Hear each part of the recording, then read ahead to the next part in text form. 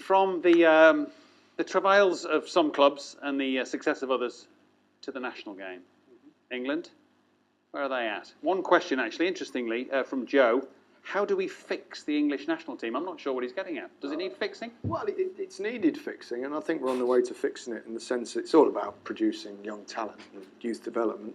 I think the youth development's improved significantly over the last few years, and I think you can tell that by the performances of the under-21s down to the under-17s. Much more successful overall in Europe, playing a kind of football that's competitive in terms of the technical side of the game, which we've always been a little bit behind.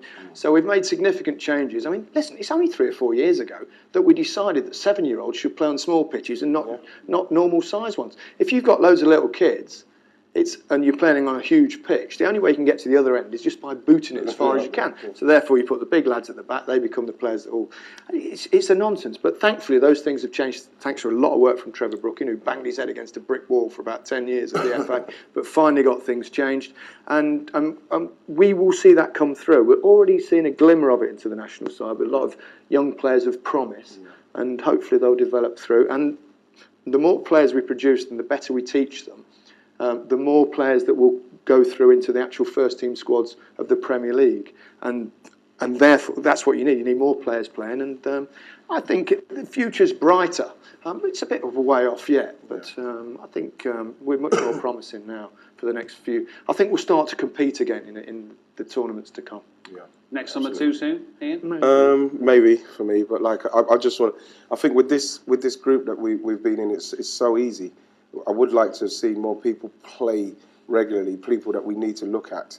I'd like to have, just give someone, even the Berrahinos and Harry Kanes earlier, Stones, get him in there more regularly. I know he might have had an injury and stuff, but I go more on the side of, once you get there, is the confidence to just play well while you're there. I'm very optimistic about England all the time. I know we're quite far away because we need that striker who's going to get the 5 or 6 in a tournament, Gary Lineker-esque kind of vibe.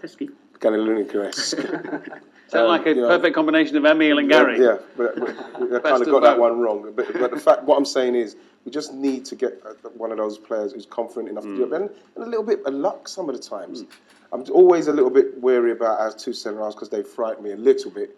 And the right-back situation, I thought Nathaniel Klein came in and done pretty well for a while, but I saw him play, I think it was the last Wembley game, and it was a little bit worrying when he was going forward and he was losing it and his distribution wasn't as great. But you pick people to pieces sometimes and just want people to get confidence when they get into the squad. But we are a little bit away, but I just love watching England. I just want us to do well because I like it, how everybody is when we do well.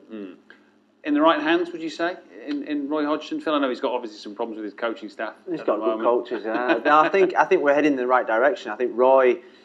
His plan is to keep blooding these young players. I'm excited by the young players that are coming through. The 17s, 18s are a good age group, so maybe this tournament might be too soon for them. But going to the Russia World Cup, I think will be good. I think the problem for me is I was at the FA Cup final on Saturday. Wilshere sub, Gibbs sub, Welbeck didn't play. So we still need our best young players to be playing more regularly for the top team. Roy Hodgson's the right man. For the minute, I think he is the right man. I think the plan that he's got... They've been so poor in tournaments. And when his picks for player of the year...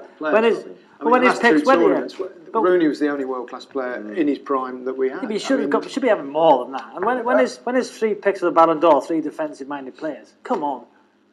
Well, they were bizarre picks. I must agree with you on that. But Stones is going to be a real top player. Barkley, Wilshere, I think, is a real good player. Berahino, Kane. All of a sudden, Shaw... You get excited.